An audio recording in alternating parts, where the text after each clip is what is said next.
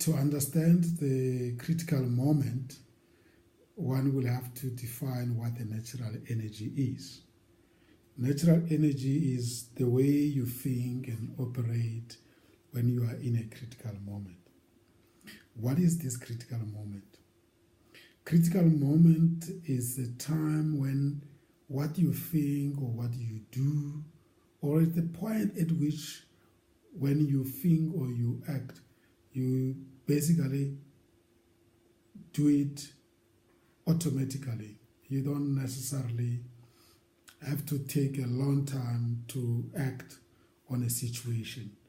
And it's often when you are under pressure. It's a moment when you are under extreme pressure and you, without thinking, you naturally just take a decision.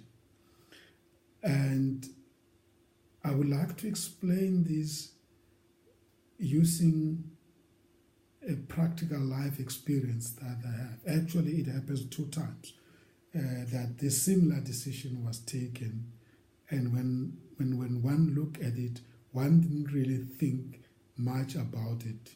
It happened in split seconds, even though one knew that it could have happened, it could come about.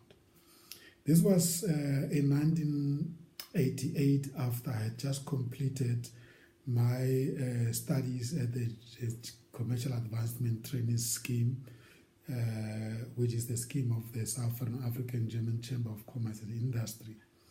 And it qualified one to become an administrator in commercial administration. And I did very well in completing this diploma, doing my training at the college and also practicals at the Mannesmann DIMAG Pty Limited, which was a German company in the industrial material handling sector.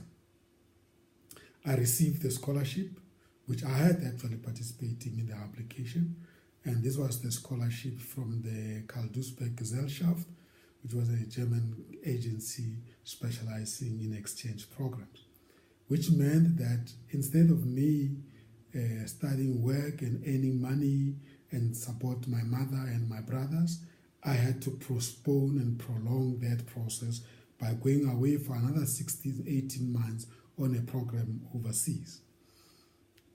This was a really critical moment indeed, but I didn't really think much about it. It was clear for me up front that I was going. And then after I took a decision, I started to rationalize about what about my mother and my children, who's going to look after them. I've already been a breadwinner using a little money I was earning as a trainee. So this was going to be worse. And I think quite a number of people, my uncles, my aunts, didn't really know what to do to stop me from taking that decision. The rationalization that came along was to say, I'm going into an industrialized country. I'm going to be given a stipend in German marks, and the German mark was stronger than rand, so I should be able to get more money when I send it over home for my mother in the form of exchange rates gain. And that was the decision that I took. The other reason why this was a critical moment was that I was actually registered with UNISA and continuing my BCom while I was doing my diploma, and I needed to bring it to finish. That meant that I had to transfer my studies, or I had to continue with my studies while I was in Germany, meaning that I was going to be doing a German language program and then continue with the in-house programs inside German companies, and at the same time study towards UNISA, which could have also been something that was upsetting to my bosses. But I took that decision nevertheless because I saw a need for me to continue. But that was also meaning that I wasn't going to enjoy my staying in Germany because it was going to be a real hard working rather than really viewing and seeing the country. That was indeed a critical moment, and I took the decision and I went overseas, and indeed things happened as I had planned. There are negatives and the positives out of a decision like that. I was thinly stretched. I did not really enjoy my staying fully because That meant I had to worry always about my mother, and that meant I had to postpone my growth personally and professionally. And that is the negative side of it. And indeed, my peers had moved on. And I would like to believe that even today, I'm still playing a catch-up.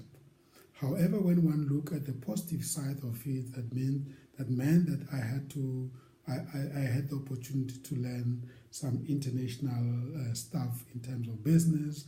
I developed new friends in Germany. I learned a new culture. I learned a new language. And today I'm benefiting from having friends in South Africa who are Germans, who are living in South Africa, and I have German friends in Germany that I interact with, and that means I'm connected. And indeed, I came back to South Africa after 18 months. And believe it or not, within 6 months of being back in the country, there was I again joining Siemens, and Siemens then decided to send me back to Germany to do what they call Stammhauslehre, which is basically a corporate training program.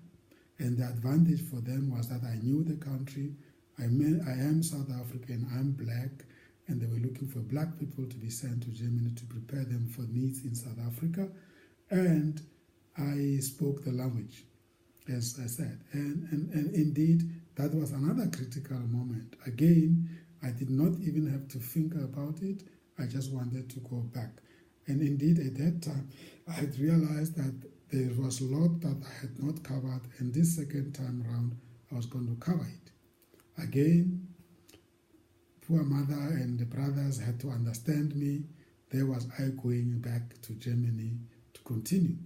You could almost say that this was becoming too much, because I had the qualification in South Africa, second qualification from Germany. I was going back for another qualification in Germany. This was becoming indeed too much. But even myself, I started to feel that it was indeed a huge risk. Again, I'm not quite sure whether there is enough education that one can have. So these are two critical moments, different timing, and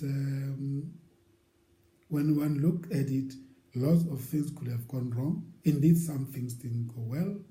My life was delayed in basically 4 years of my being in Germany, but my insights and my experience helped me quite a lot, because then I could tackle more complex projects.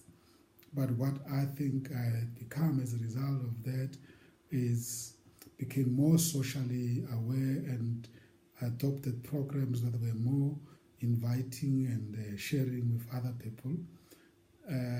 My self-interest put on the back burner.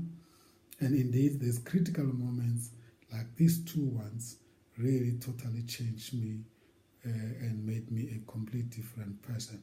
Very generous, very, very giving, and really playing in the social entrepreneurship space, and almost being a philanthropist. It is only now that one is really wanting to maximize the returns on these investments decisions that one took at that critical moment. And this is a great example, and it makes it very clear for me to understand that what a critical moment is. It's a turning point in one's life, and the impact of that decision in many cases can never be reversed, and one can only make the best out of it. And that is basically what I'm doing currently, without really being critical too much of it, because it has happened and it cannot be changed. And that is my description of critical moment using the two examples.